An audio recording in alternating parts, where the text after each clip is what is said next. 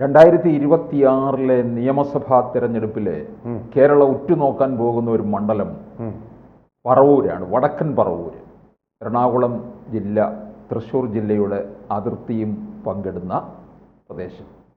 VD. Satheesan മത്സരിക്കുന്ന മണ്ഡലമാണ്. VD. സതീശന് നിയമസഭയിൽ എത്തിക്കുമോ ഇല്ലയോ എന്നുള്ള ഒരു ചോദ്യം വളരെ പ്രസക്തമായിട്ട് നിൽക്കുകയാണ്. വിജയനാഥ്, അതിനു മുമ്പ് ഞാൻ അങ്ങോട്ടൊരു ചോദ്യം ചോദിക്കുകയാണ്. അതായത് 1996, അതുപോലെ 2026, ഈ 2 വർഷങ്ങൾ തമ്മിൽ എന്തെങ്കിലും സാമ്യം കാണുന്നുണ്ടോ? ഒറ്റ ചോദ്യം. തോന്നുന്നുണ്ടോ? എന്തെങ്കിലും സാമ്യമുണ്ടോ? മാരാരിക്കുളം. അതാണ്. ഒന്ന് കഴിഞ്ഞ വർഷവും മറ്റേത് ഇനി വരാൻ പോകുന്ന വർഷം. ആ വ്യത്യാസം അവിടെ ഉണ്ട്. ഒന്ന് കഴിഞ്ഞു പോയിട്ട് വർഷങ്ങളേറെയായിരുന്നു. 10-30 വർഷങ്ങൾ കഴിഞ്ഞു. കാൽനൂറ്റാണ്ടിലോട്ട്. കാൽനൂറ്റാണ്ടിൽ വേറെ അല്ല. ഇപ്പം 30 വർഷം കഴിഞ്ഞില്ലേ അല്ലേ? 25 അത് 3 ദശാബ്ദം ആവുന്നു. അങ്ങനെയാണ് 1996. 2018 എന്നുള്ള സിനിമയുടെ ആ വർഷം പോലെ ഇതിനൊരു പ്രാധാന്യമുണ്ട്. V.S. അച്യുതാനന്ദനെ CPM-കാർ അതിൻ്റെ ഔദ്യോഗിക വിഭാഗം വളഞ്ഞിട്ടാക്രമിച്ച് ക്യാപിറ്റൽ പണിഷ്മെൻറ്റ് കൊടുത്ത വർഷം. ക്യാപിറ്റൽ പണിഷ്മെൻറ്റിനെ കുറിച്ചൊക്കെയുള്ള പരാമർശം പിന്നെയാണ് വരുന്നത്. ആദ്യത്തെ ക്യാപിറ്റൽ പണിഷ്മെൻറ്റ് നടത്തിയ സ്ഥലത്തിൻ്റെ പേരാണ് മാരാരിക്കുളം. ഈ മാരാരിക്കുളം എന്ന് പറയുന്ന അച്യുതാനന്ദൻ അവിടെ നാമനിർദ്ദേശക പത്രിക കൊടുത്തിട്ട് എവിടെയെങ്കിലും പോയാൽ മതി, വീട്ടിൽ പോയി ചുമ്മാ ഇരുന്നാലും മതി, ജയിപ്പിക്കുന്ന ഒരു മണ്ഡലമാണ്. അത്രമാത്രം മാർക്സിസ്റ്റ് പാർട്ടിയുടെ സ്വാധീനമുള്ള പ്രബലമായിട്ടൊരു മണ്ഡലമാണ്. റായ്ബറേലിയും അമേഠിയും എങ്ങനെ ഇന്ദിരാഗാന്ധിക്കും സഞ്ജയ് ഗാന്ധിക്കും ഒക്കെ അവരെ സംരക്ഷിച്ചു പോന്നോ, വിജയിപ്പിച്ചു പോന്നോ എന്ന് പറയുന്നത് പോലെ ഒരു CPM-ൻ്റെ കോട്ട തന്നെ, ദുർഗം തന്നെ, പൊന്നാപുരം കോട്ട എന്നൊക്കെ പറയുന്ന പോലെ ഒരു കോട്ടയായിരുന്നു. ഇദ്ദേഹം തോൽക്കുമെന്ന് ആരും വിചാരിച്ചിരുന്നില്ല. അദ്ദേഹത്തിനെ എതിർത്തിരുന്ന കോൺഗ്രസ്സുകാർ കൊണ്ടുവന്ന സ്ഥാനാർത്ഥിയാണ്. കൊണ്ടുവന്ന എന്നുള്ളത് പറയാൻ പ്രത്യേകം കാര്യമുണ്ട്. ഫ്രാൻസിസ് ജോർജ്, അത് അഡ്വക്കേറ്റായിരുന്നു, കോടതിയിൽ നിന്ന് പിടിച്ചുകൊണ്ട് വന്നത്. ഒരുമാതിരി നല്ല രീതിയിൽ അഭിഭാഷക വൃത്തി ചെയ്ത് വക്കാലത്തുമൊക്കെ കിട്ടിപ്പോകുന്ന വക്കീലിനെ ബലമായിട്ട് പിടിച്ചു കൊണ്ടുവരുമായിരുന്നു. ഒരു തരം ആക്രമിച്ചു കൊണ്ടുവരും. അദ്ദേഹം പറഞ്ഞു, എന്തിനാ എന്നെ അങ്ങോട്ട് കൊണ്ടുപോയി, തോപ്പിക്കാൻ വേണ്ടി നിങ്ങൾ അങ്ങോട്ട് കൊണ്ടുപോകുന്നത്, എൻ്റെ പേര് ചീത്തയാകും, എൻ്റെ വക്കാലത്ത് പോകുന്നൊക്കെ കരഞ്ഞു പിടിച്ച് പറഞ്ഞതാണ്. അങ്ങനല്ല, നിങ്ങൾ മത്സരിച്ചോ എന്നും പറഞ്ഞ് തോൽക്കാനുള്ള ഒരു സ്ഥാനാർത്ഥിയായിട്ട് നിർത്തിയതാണ് കോൺഗ്രസ്സിനും ഒരു പ്രതീക്ഷയില്ലായിരുന്നു. ഏതെങ്കിലും ഇയാൾക്ക് കെട്ടിവെച്ച കാശ് പോട്ടെ, ആന്തനി വക്കാലത്ത് വീസിൽ നിന്ന് എടുത്ത് കൊടുത്തോട്ടെ എന്നും പറഞ്ഞു കൊണ്ട് നിർത്തിയ സിംഹത്തിൻ്റെ മുമ്പിൽ എലിയെ പോലെ. അപ്രതീക്ഷിതമായിട്ട് ഫലം വന്നപ്പോൾ എന്ത് കണ്ടാലും ഞെട്ടാത്ത അച്യുതാനന്ദൻ, അദ്ദേഹത്തിൻ്റെ കൂടെ ഉണ്ടായ വിശ്വസ്തനായ സുരേഷ് തന്നെ പറഞ്ഞിട്ടുണ്ട്, ഒരു വിമാനത്തിൽ അദ്ദേഹം അത്യാവശ്യമായിട്ട് ഡൽഹിക്ക് പോകുമ്പോൾ വിമാനം വല്ലാതെ കുലുങ്ങി. എയർ പോക്കറ്റിലുള്ള കുലുക്കമല്ല, അല്ലാത്ത ഒരു വല്ലാത്ത കുലുക്കം. എഞ്ചിൻ്റെ തകരാറെന്ന് പൈലറ്റ് അനൗൺസ് ചെയ്യുകയും ചെയ്തു. അതിലുള്ള എല്ലാവരും നാരായണ, മാർക്സിസ്റ്റുകാരുൾപ്പെടെ നാരായണ ഗുരുവായൂരപ്പ എന്നൊക്കെ വിളിച്ച് പരിഭ്രമവും വിളിച്ചിലും അച്യുതാനന്ദൻ മാത്രം, സാധാരണ നമ്മൾ കാണുന്ന ഇരിപ്പുണ്ടല്ലോ, ഉറച്ച തീരുമാനമുള്ള ആ ചുണ്ടുകളുമായിട്ട് ഒരൊറ്റ ഇരിപ്പ്, ഒരേ ഇരിപ്പ്.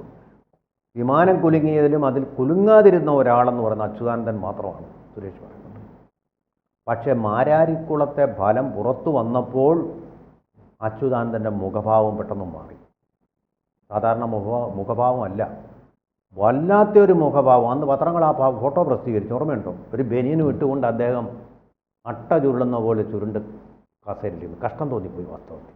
രാഷ്ട്രീയത്തിന് അതീതമായി ഇത്രയും ഒരു നല്ല മനുഷ്യനെ തോൽപ്പിക്കാൻ എങ്ങനെ ഒരു മാർക്സിസ്റ്റ് കോട്ടയ്ക്ക് കഴിയുന്നു എന്ന് ഞാനന്ന് അത്ഭുതപ്പെട്ടു പോയിട്ടുണ്ട് അന്ന്.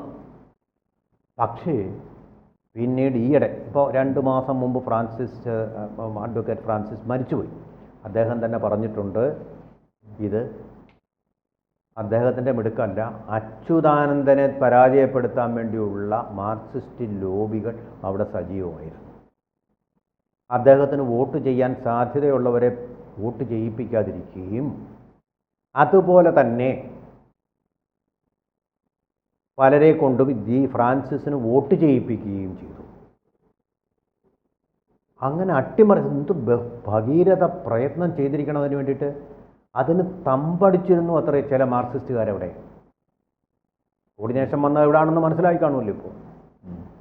അപ്പോൾ ആ തരത്തിലുള്ള വലിയ ശക്തമായൊരു മെഷീനറി തന്നെ പ്രവർത്തിപ്പിച്ചുകൊണ്ടാണ് മാരാരിക്കുളത്ത് ഈ അട്ടിമറി നടത്തിയത്. സഫലമായ ഒരു അട്ടിമറി അങ്ങനെ നടത്തി. അച്യുതാനന്ദൻ മുഖ്യമന്ത്രി ആവാതിരിക്കാൻ വേണ്ടി നടത്തിയ വലിയൊരു ആസൂത്രണം ആയിരുന്നു അത്. വലിയൊരു ഓപ്പറേഷൻ അരിവാൾ, ഓപ്പറേഷൻ സിന്ദൂർ എന്ന് പറഞ്ഞുകൂടല്ലോ, ഓപ്പറേഷൻ അരിവാളാണ് നടത്തിയത്. ഔദ്യോഗിക പക്ഷത്തിൻ്റെ ചിഹ്നമാണത്. അതുപയോഗിച്ചുകൊണ്ട് അട്ടിമറിച്ചു. മുഖ്യമന്ത്രിയാവാൻ ഇയാൾ ഒരിക്കലും പാടില്ല എന്നുള്ള ഉറച്ച ഒരു തീരുമാനത്തിൽ. എന്നിട്ടോ അത് കഴിഞ്ഞാണ് അടുത്ത തെരഞ്ഞെടുപ്പ് വന്നപ്പോൾ വേറൊരു തന്ത്രമാണ് പ്രയോഗിച്ചത്. എന്തായാലും ഇയാൾ ജയിക്കും. ഒന്ന് തോറ്റു കഴിഞ്ഞാൽ ആരാ? അച്യുതാനന്ദനല്ലേ, വിപ്ലവത്തിൻ്റെ വിത്താണ്, വിപ്ലവത്തിൻ്റെ സൂര്യനാണ്. അപ്പോൾ അദ്ദേഹം തന്ത്രങ്ങളൊക്കെ പേർക്കി പയറ്റ് ചെയ്യുന്നു. ആ പ്രാവശ്യം ജയിക്കുമെന്നറിയാം. ഒരട്ടിമറിക്കാരനും അവിടെ ഒന്നും ജയിച്ചു പോകാൻ പറ്റില്ല അച്യുതാനന്ദനോട്. കാരണം ഇത് പാർട്ടിയെ വിശ്വസിച്ചു. അതുകൊണ്ടാണ് മാരാരിക്കുളത്ത് തോറ്റത്. പാർട്ടിയെ വിശ്വസിച്ചു. ആ വിശ്വാസം നഷ്ടപ്പെട്ട് കഴിഞ്ഞാൽ അച്യുതാനന്ദൻ മുറിവേറ്റ സിംഹം പോലെ ആയിത്തീർന്നു. ജയിക്കുമെന്നറിയാം. അപ്പം ജയിച്ചപ്പം വേറൊരു തന്ത്രമാണ് ഇണക്കിയത്. എന്തായെന്നറിയാം വിജയനാഥിനെ. പാർട്ടിയെ അങ്ങ് തോൽപ്പിച്ചു. എന്നാലും നിങ്ങൾ മുഖ്യമന്ത്രിയാവരുത്.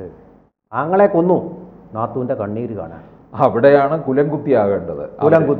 ആ കുലംകുത്തികളൊക്കെയാണ് ഇപ്പോൾ അരങ്ങ് തകർത്തുകൊണ്ടിരിക്കുന്നത്. പേരെടുത്ത് ഞാൻ പറയുന്നില്ല, ജനങ്ങൾക്കെല്ലാം ബോധ്യമുള്ള കാര്യങ്ങളാണ് ഇതൊക്കെ. അച്യുതാനന്ദൻ്റെ അപ്പോൾ ഇതേ അവസ്ഥ പറവൂരിൽ ഉണ്ടാകുമെന്നാണ്. അതാണ് ഞാൻ വരുന്നത്, അതിലേക്കാണ് വരുന്നത്. വി ഡി സതീശന് അങ്ങനെയുള്ളൊരു അന്തരീക്ഷം മിക്കവാറും പറവൂരിൽ നേരിട്ട് ഈ പറയുന്നത് പോലെ തന്നെ സാമ്യമുണ്ട്. വി ഡി സതീശൻ പത്രിക കൊടുത്തിട്ട് എവിടെങ്കിലും പോയി കഴിഞ്ഞാലും ജനങ്ങൾ ജയിക്കും. വളരെ സിമ്പിളായിട്ടുള്ള ജനങ്ങളാണ്. വടക്കം പറവൂരിൽ പോയിട്ടുണ്ടോ? വിജയനാഥ് പോയിട്ടുണ്ടോ? വളരെ പാവപ്പെട്ട ഗ്രാമീണരായിട്ടുള്ള പിന്നോക്കക്കാരും ധാരാളമുള്ള സ്ഥലമാണ്. പിന്നോക്കക്കാരും ധാരാളമുള്ള വലിയൊരു വികസനമൊന്നും വന്നിട്ടില്ലാത്ത സ്ഥലമാണ്. അങ്ങനെയുള്ളൊരു സ്ഥലത്ത് പോയി ഇദ്ദേഹം നിന്ന് കഴിഞ്ഞാൽ സാധാരണഗതിയിൽ കോൺഗ്രസ്സുകാരനെന്ന് നോക്കിയല്ല, CPIയുടെ സീറ്റാണ് അവിടെ. CPIയുടെ സീറ്റായിരുന്നു അവിടെ. ശിവൻപിള്ള ആദ്യമായിട്ട് ഇലക്ട്രോണിക് വോട്ടിംഗ് മെഷീനിലൂടെ മണ്ഡലം കൂടിയാണ്. ശിവൻപിള്ള എന്ന് പറയുന്ന സ്ഥാനാർത്ഥി ജയിച്ച് 100 വോട്ടിനോ മറ്റുമായിരുന്നു. അത് പിന്നെ കേസായി, വീണ്ടും കേസായി. കേരളത്തിലെ അവസാനം ശിവൻപിള്ളയുടെ അത് പിന്നെ MLA സ്ഥാനം ക്യാൻസൽ ചെയ്യപ്പെടുകയുണ്ട്. EVM-ലൂടെ നടന്ന ആദ്യം. ഒരിക്കൽ പന്നിയൻ രവീന്ദ്രൻ അവിടെ വി ഡി സതീശനെതിരെ മത്സരിച്ചിട്ടുണ്ട്. എനിക്കതിനെ മത്സരിച്ചിട്ടുണ്ട്. ഈ CPIയുടെ കയ്യിൽ നിന്ന് ഈ സീറ്റ് CPM ഏറ്റെടുക്കണമെന്ന് വിചാരിക്കുകയാണ്. കാരണം വി ഡി സതീശനെ നേരിടാൻ വേണ്ടിയിട്ടാണെന്ന് പറഞ്ഞുകൊണ്ട്. പക്ഷേ അവരുടെ CPIയുടെ ബലം കുറയ്ക്കുക എന്നുള്ളതാണ് അവരുടെ ദീർഘകാല തന്ത്രം. അവരുടെ തന്ത്രം അതിൽ അവർ വിജയിക്കുന്നുമുണ്ട്. അത് മറ്റൊരു തരത്തിലുള്ള ക്യാപിറ്റൽ പണിഷ്മെൻറ്റ്. അത് വേറെ. നമ്മൾ ഇതിലേക്ക് വന്നു കഴിഞ്ഞാൽ വി ഡി സതീശൻ അങ്ങനെയുള്ള ഒരു ഉറപ്പുള്ള മണ്ഡലം. അതായത് ഉമ്മൻചാണ്ടിക്ക് നമ്മുടെ പുതുപ്പള്ളി പോലെ, പുതുപ്പള്ളി മണ്ഡലം പോലെ, അതുപോലെ തന്നെ പാല KM മാണിക്ക് എങ്ങനെയാണോ അതുപോലെയുള്ളൊരു കരതല മലകം എന്ന് പറയുന്ന പോലൊരു മണ്ഡലമാണ്. ബലാബലത്തിൽ പിന്നെ സതീശൻ ജയിക്കും. കോൺഗ്രസ് എന്ന് ഞാൻ പറയില്ല. സതീശനോടുള്ള ജനങ്ങളുടെ അടുപ്പം. അവിടെ കുറേ ആൾക്കാരോട് ഞാൻ ചോദിച്ചിരുന്നു, പാവപ്പെട്ട ആൾ. അപ്പോൾ സതീശൻ തന്നെ എന്നുള്ളതാണ് അവരിപ്പോഴും പറഞ്ഞുകൊണ്ടിരിക്കുന്നത്. ആ മന്ത്രമാണ്. പക്ഷേ ഇക്കുറി സതീശന് പാർട്ടിയിൽ നിന്ന് വമ്പിച്ച തരത്തിലുള്ള പ്രതിരോധങ്ങൾ സൃഷ്ടിക്കപ്പെടുന്നുണ്ട്. അതുകൊണ്ട് തന്നെയാണ് പാലോട് രവി പറഞ്ഞത് അങ്ങോട്ടും ഇങ്ങോട്ടും പാരവെപ്പാണ്. നമ്മൾ കണ്ടു നിലമ്പൂർ തുറഞ്ഞപ്പോൾ മുമ്പൊരു പാരവെപ്പ് K. സുധാകരനെ പുഷ്പം പോലെ എടുത്തങ്ങ്. അത് ഈഴവ സമുദായത്തിൽ വലിയൊരു വ്രണമുണ്ടാക്കിയിട്ടുണ്ട്. ആ വ്രണം അതാണ് വെള്ളാപ്പള്ളി. പറവൂരിൽ അതാണ്. പറവൂരിൽ SNDP വോട്ടുണ്ട്. വെള്ളാപ്പള്ളിയുടെ വാക്കുകളിൽ പ്രതിഫലിച്ചത്. വെള്ളാപ്പള്ളിയുടെ വാക്കുകൾ കൊണ്ട് വലിയ ഫലം. വെള്ളാപ്പള്ളിക്ക് ഇപ്പം വി ഡി സതീശനെ തോൽപ്പിക്കണം. പക്ഷേ ഈഴവർക്ക് മുറിവേറ്റിട്ടുണ്ട്. വെള്ളാപ്പള്ളിയുടെ വാക്കുകളുണ്ടല്ല, ഈഴവർക്ക് മുറിവേറ്റിട്ടുണ്ട്. ആ മുറിവാണ് വെള്ളാപ്പള്ളിയുടെ വാക്കുകളോട് പുറന്നു. നമ്മൾ തിരിച്ചു വിചാരിക്കരുത് വെള്ളാപ്പള്ളിയുടെ വാക്കുകളോട് എനിക്ക് അങ്ങനെ സംഭവിക്കില്ല.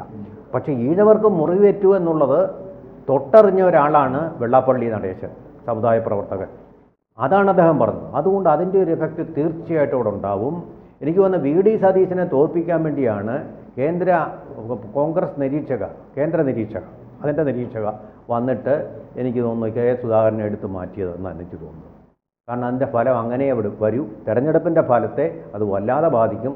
സതീശൻ ശ്രദ്ധിച്ചില്ലെങ്കിൽ ആ സീറ്റ് പോക്കാണ്. അത് തന്നെയല്ല, വെള്ളാപ്പള്ളി ഇത് തുറന്നു പറഞ്ഞപ്പോൾ അദ്ദേഹം ഒരു മറുപടി പറഞ്ഞു. ശ്രീനാരായണ ഗുരു പറയുന്നതല്ല വെള്ളാപ്പള്ളി പറയുന്നത് എന്ന് പറഞ്ഞു. ശ്രീനാരായണ ഒരു ജാതി, ഒരു മതം, ഒരു ദൈവം എന്നല്ലേ പറഞ്ഞത്. അദ്ദേഹം ഈ ഓരോ ജാതിയും പറയുന്നു എന്നുള്ളതാണ് സതീശൻ്റെ പരാതി. അങ്ങനെയാണെങ്കിൽ സതീശൻ ഞാനൊന്ന് ചോദിക്കട്ടെ, നിങ്ങളെന്താ ഈ ജാതി സെൻസസ് വേണമെന്ന് പറയുന്നത്? അതിനകത്ത് റെക്കോർഡാവുന്ന ഓരോരുത്തരുടെയും ജാതിയല്ലേ? അതപ്പോൾ ശ്രീനാരായണ ഗുരു പറഞ്ഞതിന് വിരുദ്ധമല്ലേ? കോൺഗ്രസിന് അടിസ്ഥാനപരമായിട്ട് അവിടെ തെറ്റിട്ടില്ലേ? അപ്പോൾ ശ്രീനാരായണ ഗുരുവിൽ നിന്ന് വ്യതിചലിച്ചിട്ടില്ലേ? അപ്പോൾ അതുകൊണ്ട് തീർച്ചയായിട്ടും ഒരു തിരിച്ചടി പ്രതീക്ഷിക്കാം.